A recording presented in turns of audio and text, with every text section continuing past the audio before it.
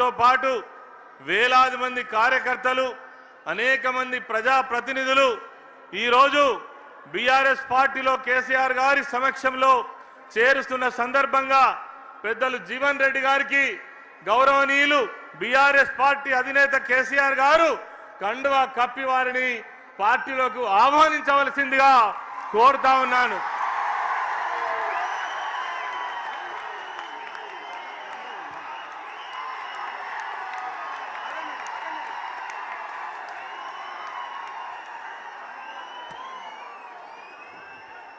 ఇప్పుడు జీవన్ రెడ్డి గారి ముఖ్య అనుచరులు సుమారు 40 మంది